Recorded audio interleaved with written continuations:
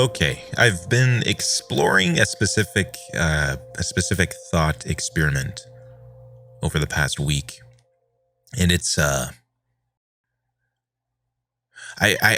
kind of been wrestling with it, right? It's a concept that is so strange to me because it really, I think, gets to the core of a fundamental question, which is, does death give life meaning? I think there's sort of a common idea that the true meaning of life is the fact that we have a very limited time on Earth, and there's some truth to that. You know, there's some truth to that. It's about making the most of what we have now, getting up every day, seizing the moment, and this concept of immortality, of extending life, is a shaky one, because if we are simply attempting to extend life so that can live longer, attain more wealth, attain more things, do more things, at the end of the day, it's like, okay, who cares? What, maybe 100 years of that? It's going to get really boring after a while, okay? I think that's why sort of the concept of the people searching for the fountain of youth. Oh, we found the fountain of youth in a spring in Florida, in the Floridian jungle, the basement of the U.S. in 1653. Folks, we found it. We found the fountain of youth. All you got to do is count to 10. Jump on one leg and drink this spring water. That's what Ponce de Leon, the famous explorer, actually wrote. He said, jump on one leg, drink this spring water, and you'll have immortality upon this physical dimension. Okay, jokes aside, folks. We're talking about virtual life extension. Air quotes, virtual immortality. Okay. And when I say that, I think there may be an initial thought of like, what is this monkey talking about? Talking about extending life. That ain't possible, man. We all gonna die. We all gonna die one day. That's just a fact of life. Yes. But let's enter a realm in which we think further than this. Okay? I'm going to bring a case forward, and I'm not arguing for this. I'm not arguing against this right now. But I have to bring the case forward so that we can at least explore the concept of digital immortality. Okay?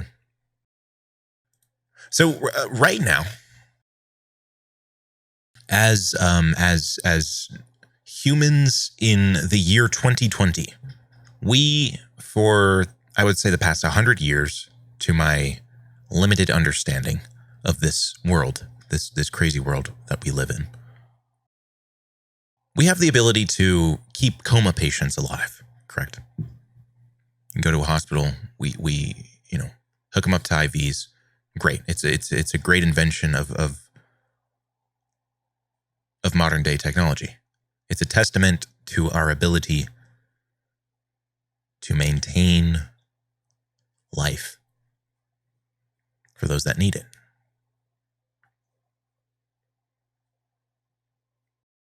But those people are in a state of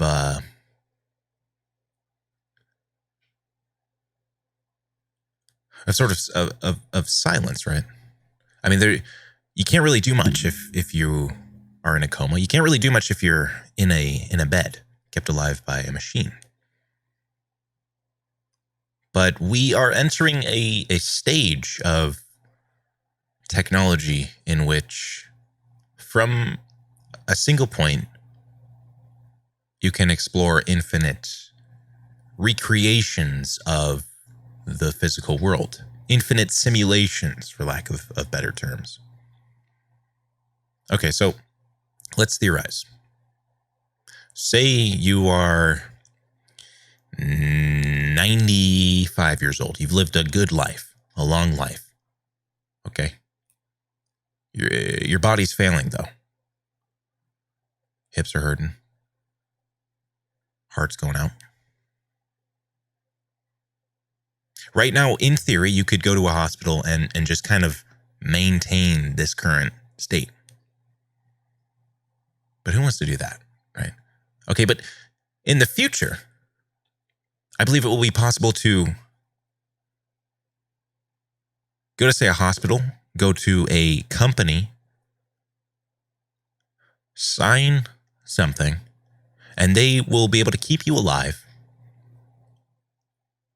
but not in a state of just kind of like sitting there. Instead, you will be sort of able to interact with a interface in which you are controlling a body in a simulated environment. Virtual reality, essentially. But you are moving this character, you are looking around the environment, you are talking through likely a brain to computer interface connection. So you will think and you will move. This is possible today with sort of EEG headsets. I can just will this car to drive forward just with my thoughts. Okay, so that's, for those just listening to the audio, that this woman sort of has a sort of, standard EEG headset. It looks like a white band around the forehead, and she's thinking and the car is moving. So EEGs are not very reliable, but they work, right? So you're thinking, okay, you're putting someone in a state where they are not distracted from the outside environment. Their brain is fully focused on something. We don't know what the full limits of EEG in that sort of environment is. In theory, you could hook this up to a simulation that's more in depth than just moving a car forward with the thoughts. Talking about walking through these environments, opening UI, navigating, all while the physical body is completely still.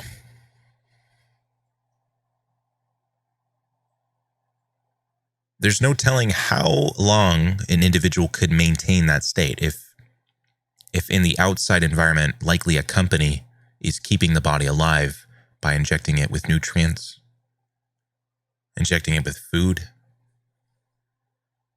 keeping the muscles at a sort of balanced state so that there's no deterioration in the bones and joints.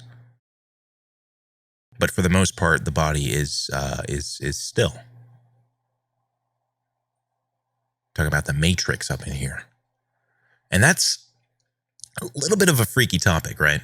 That's kind of a freaky idea, because immediately I think the mind goes to like a bunch of bodies sitting in vats, just like connected to this world. Like, is that really living? But then it's like, okay, imagine that world is fully connected. You can visit your grandkids. You can visit your kids.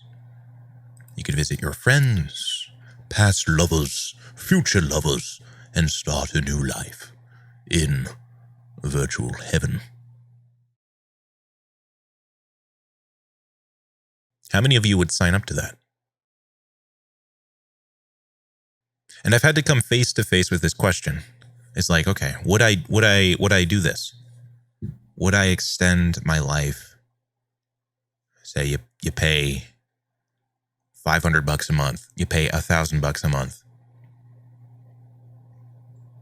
I probably would. On the presupposition, in other words, on the assumption that by connecting to this, I will be able to see others. If it's just a single player thing, no way. If it's just a sort of one and done game like World of Warcraft, God, I would not want to be alive in World of Warcraft for the rest of my life. Talk about going to the dwarven realm for Christmas. Oof. Hey grandkid, meet me at the Elwyn Forest. We finna talk about how your school day was, you know? Hey wife, you want to go on a date on the shores of the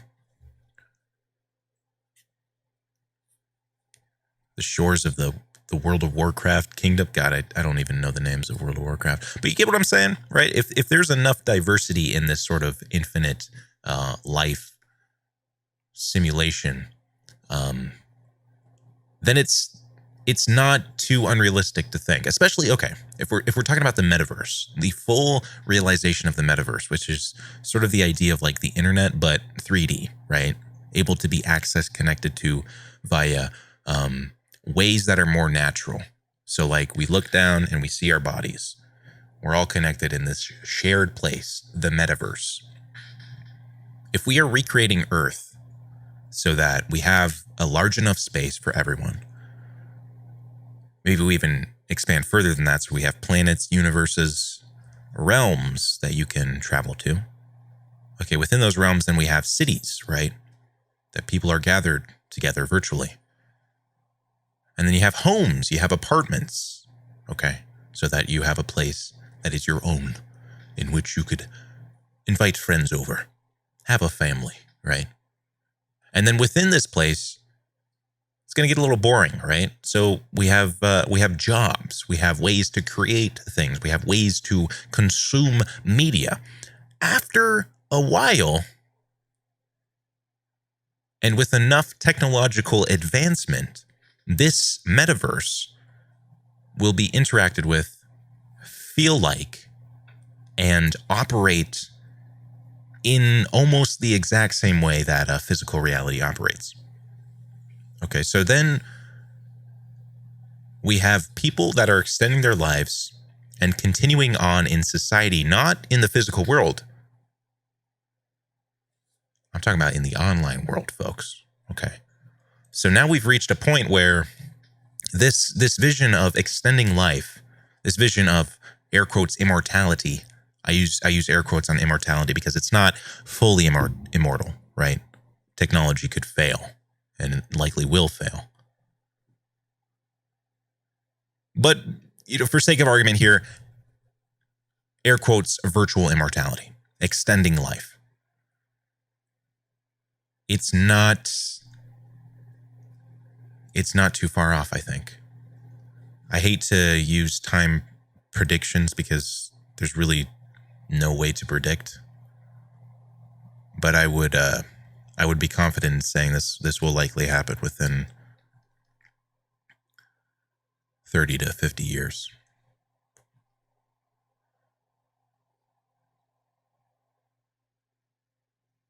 I would hope that when this comes to pass, if this comes to pass, that the younger generation will still be encouraged to go out into the physical world. This is my hope, at least. And the older generation, if they want to, right? But there's nothing better than, cracking open a cold one on a hot summer's day out in the actual forest, okay? Like, I get very worried when I start exploring the concept of like spending a lot of time in the VR metaverse, because I think that we must always remain balanced with the physical world. I think it's very important to keep sort of a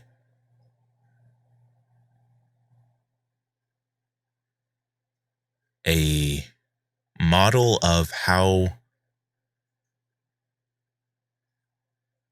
one's individual self can operate in the physical world, can operate with other people, interactions, and ultimately create a fulfilling life in the physical world and the virtual world. Ultimately creating a stable life in the virtual world and the physical world. You get what I'm saying? It's sort of a loop. At least if I look in my life, like if things are not fully together in the physical world, if I know I need to do something, if I'm procrastinating, if I haven't sorted myself out, if my room is a mess, then the virtual world just is kind of not as good. You know, it's like, ugh, this again. I'm just looking at memes, you know. When the physical world is sorted, if my house is clean, maybe I did some exercise for the day, feeling good, then the virtual world becomes so much better. It's like this weird kind of feedback thing. So when I start conceptualizing or talk about extending life and spending the majority of time in VR, which I think is what the future is, I think that must also be supplemented with physical world activities, if possible. But eventually the body does deteriorate, and those physical world activities become less and less accessible, at least with our current understanding of the body. And until we have things that keep the body at like peak physical condition, whether it be through stem cells or some other magic pill that you take, you sort of you go on Amazon, you order the anti-aging or the slow age pill, the SLOWAGE,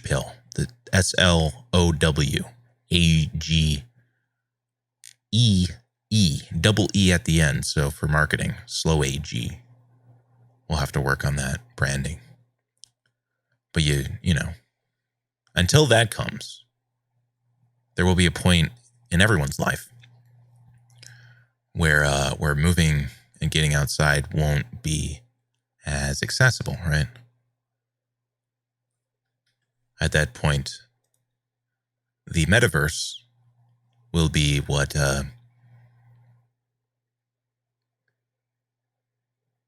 we use. And I think if we look to like the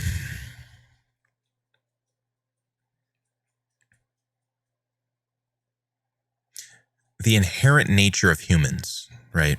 I think I take the route that we skew towards chaos. I think there's arguments to be made that humans are inherently good. I think one can think of that. I think that's a half truth. I think we are also inherently flawed. It hits you. Even if you look at like your own life, it's like, no, we aren't perfect.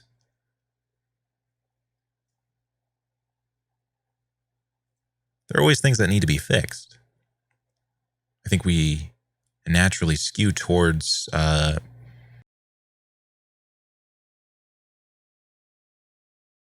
negative things. It's like you can set up a society in the best way possible, but there's always going to be corruption in it. It's like same with a company, right? It's like, God, I hate to get too political, but if we're talking about Apple as a company, they started out as like, the cool, like the think different. Talking about this one is for the dreamers, the explorers, the cool cats. I'm not talking about the weirdos at IBM and Microsoft, right? But then, fast forward to 2020 and, how innovative is Apple right now? Not really very innovative, okay? You guys need to get on with the VR, okay? The AR. No, I'm kidding. But you get what I'm saying? It's like you can place certain inherent values in a company, in a society, but it's always gonna skew downwards. It's like a downward spiral. There's ways to maintain that, and I think the companies and countries and societies and organizations of people that do maintain that are possible. I think there are examples of this throughout history. I would argue America is one of those. I'd argue Europe is another. There are, of course, flaws to these societies, flaws to these countries. But for the most part, pretty good compared to what it was and has been in history.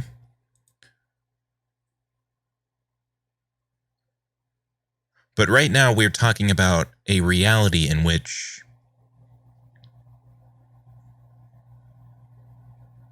the concept of war is no longer very present because there's not death in the day-to-day interaction. There's not an underlying moment. Like when you're meeting someone new in this metaverse of infinite life, they can't kill you, right? There's not an underlying thing. Like if this person, if we start having a dispute, if I need to throw up my fists and we need to duke it out, I'm finna open up my UI and block you, brother. All right? Talk shiz, get blocked. All right? Get out of my life. You got some freaky dude trying to touch on you. Freaking block him, man. That's the benefit of metaverse, right? But then that also, I think, raises the question. It's like, okay. What will the chaos of such a reality be when the underlying thing of death is no longer present? And I think what we will see is an attempt to control thought. Okay. And I think there's many layers to this. The first layer that comes up in my mind is stay inside. Stay in the metaverse. Don't go outside. You're hurting the earth if you go outside. Humans are a cancer upon this planet, and we should stay inside and simply exist in the virtual world. That's a creepy reality, and that's a lie. I think there should always be an underlying agreement between the society and the physical world that it's okay to go outside. It's okay to unplug. I think unplugging should be encouraged, right? You don't want to always stimulate the brain. I remember for the first 10 years of my life, 13 years of my life. That's not true. From the time of getting a phone that could access the internet, like a PSP even, talking about that PlayStation Portable from Sony back in 2007. So from the time when I was 8 or 9 to 18, so a good decade, every single night I would fall asleep with some sort of media on, right? Whether it be a podcast, a TV show, a movie. I think it's important to, kind of unplug sometimes. Let the mind just sleep naturally, man. Or maybe taking a break throughout the day, right? Unplugging. Just going into the mind. Or at the very least, going outside. Talking about hearing those birds in the trees, man. Ain't nothing better. So I would hope that a society that is connected like this way will not... The concept of tyrannical rule in which you stay there, we will handle the outside. I would hope that concept is not prevalent, because that's a dangerous route, man. Because then I think you start getting into the creepy Matrix route where it's like, okay, you are in here, we handle out there, you stay in your place and don't question the system. And then we would probably see the Matrix play out. And then you have Neo. Okay. And he's talking about take the red pill, brother. Or the blue pill. Whatever. If you wanna continue, take the blue. But I'll tell you one thing, man. I'm taking that red pill every single time. All right. So that's, I think, one layer of chaos. I think another will be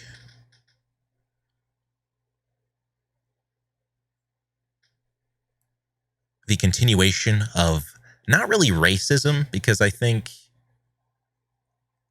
don't know how prevalent racism will be moving forward, because it's like, okay, we all have avatars now, you know. It's like where you can be racist against a freaking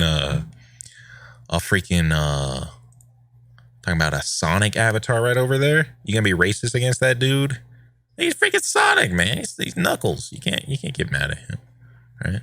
But I think we will see increased tribalism. Okay, so it will be like the sort of, this is just a very simple concept, but like the blue avatar versus the red avatar, right? I think that will always continue.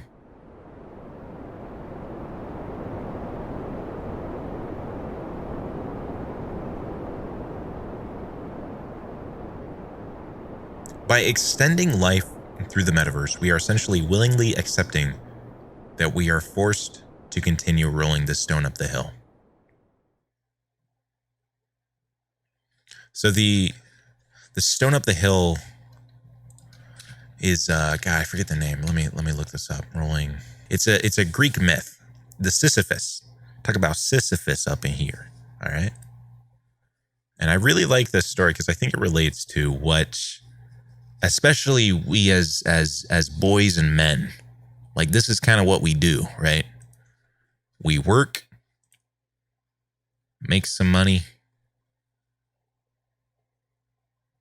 maybe start branching out, getting your own place, and then you quickly come to the realization that, like, okay, I got to continue working. In theory, you know, you could, the other route would be like, you know what? No, man, I'm not going to roll the stone up the hill. I'm going to live a life of, you know, blackjack and hookers. But then it's like, okay, man, yeah, sure. How long is that going to satisfy you? So I take comfort in this kind of rolling the stone up the hill, because it's like it's almost like a willingness to accept something, even though you know that you are sort of perpetually doing a certain thing. So if one realizes they're perpetually doing a certain thing, subscribe to doing a certain thing, it's like, okay, if I am going to have to roll the stone up the hill, if I'm going to have to take some responsibility for myself within this physical world, within this virtual world, I'm going to attempt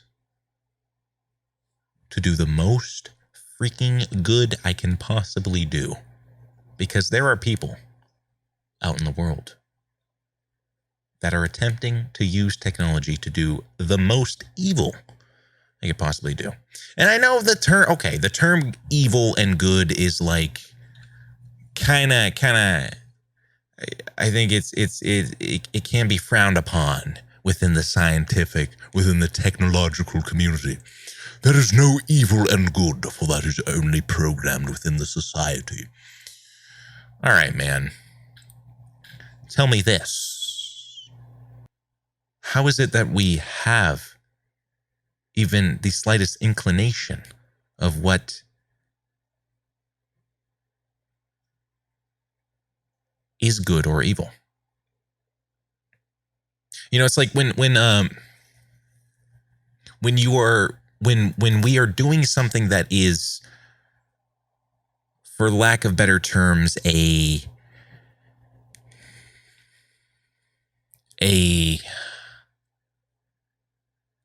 moral decision, right? Something in which you are doing that you know you should not do.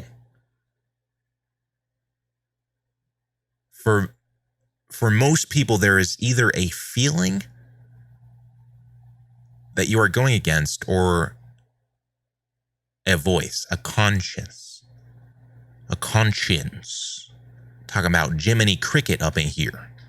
That is sort of guiding, right? And that conscience can become clearer or less clear depending on what you are doing and how you've sort of set up your life.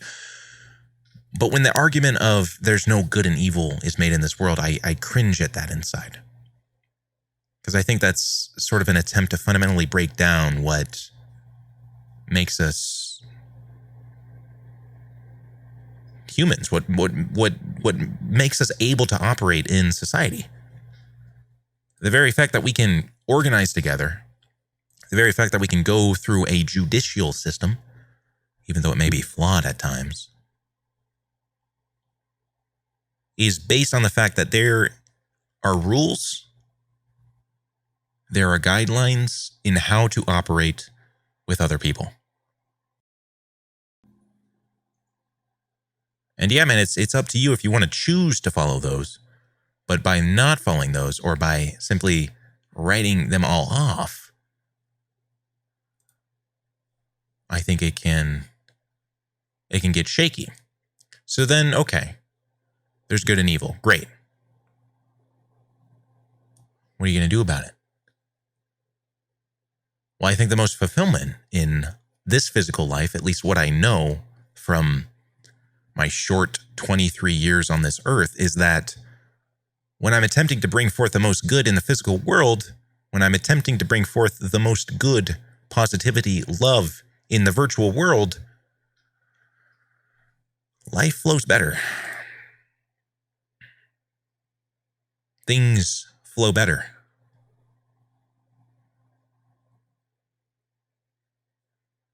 So when I think, okay, would I choose to extend life? It's like, yeah, if I could keep trying to do the most good,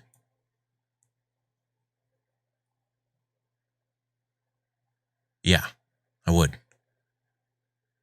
And it's like, okay, how do you know what the most good is? Well, you can start by seeing what the most evil is. I think history is a great indicator of that. I think fiction is another great tool for sort of navigating that. Pinocchio, great story. Peter Pan, another great story, showing sort of the tyrannical aspects of society that can manifest in individuals, that can manifest in ourselves, and going forth from there. So what I'm getting at is, I think when we're talking about extending life through virtual means, it's going to be pretty similar to what physical reality is,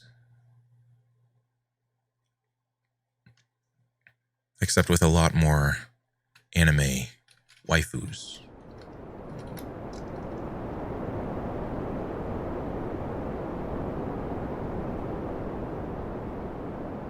Hey folks, if you'd like to join the show, or at the very least have your voice sort of on the show, you can head on over to the virtualexperience.link in your web browser.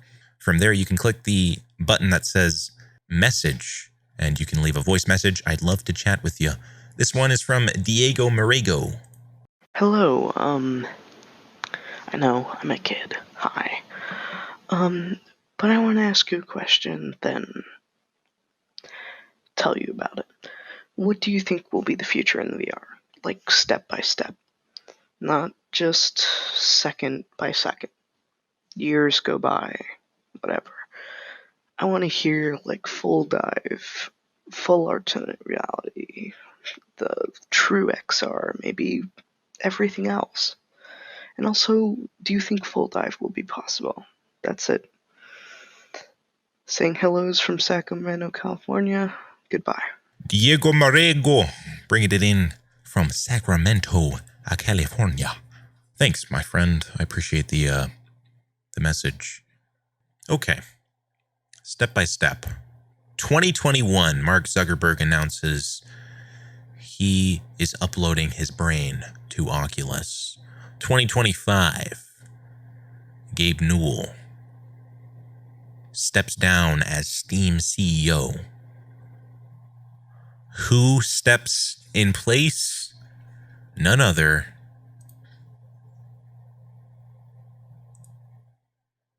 than George Foreman. George Foreman releases the Index 3, which features EEG, BCI, brain-to-computer interface, Neuralink connection, allowing us to access the metaverse. Okay, jokes aside.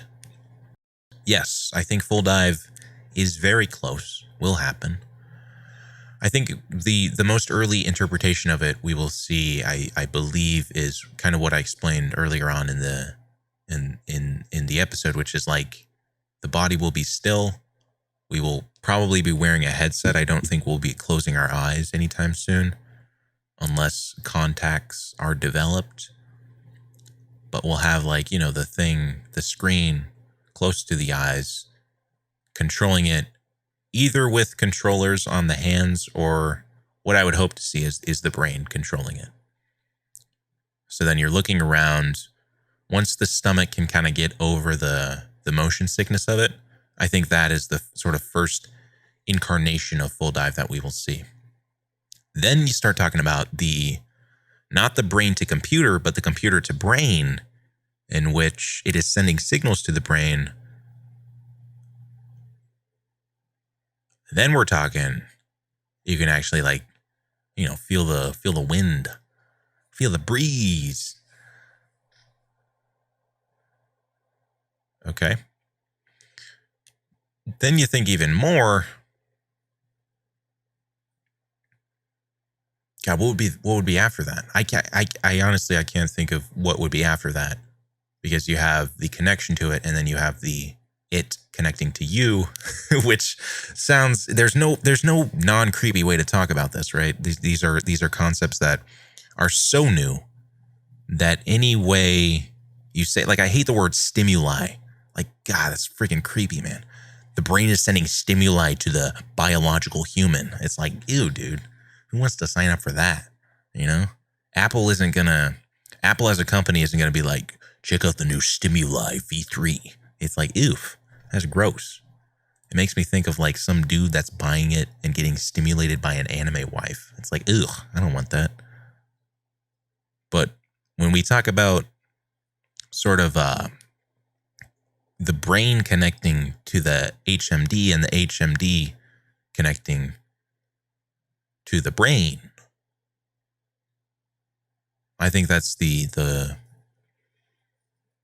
one of the future signposts of VR. At the very least, a route that I think we will see. Yeah, man. That's kind of all I got. Like, again, I'm just a VR enthusiast, and these ideas I'm throwing forward, I'm just conceptualizing them. I think really the only thing we can do is look at what current technology is, maybe throw in a little bit of sci-fi in that, and then at the end of the day, wait. and hopefully try to think of the best way to approach the technologies. But at the end of the day, I mean, you can only talk and think about stuff so much before you just gotta pack up the laces and say, okay, how am I going to navigate into this personally, individually? And then go forward from there, man. It's we're heading into some strange times. I truly do think that, guys. Anyways, those are my ramblings on digital immortality. If you have questions, maybe thoughts about this episode or different concepts, please head on over to thevirtualexperience.link in your web browser. I'll see you guys next week. Peace out.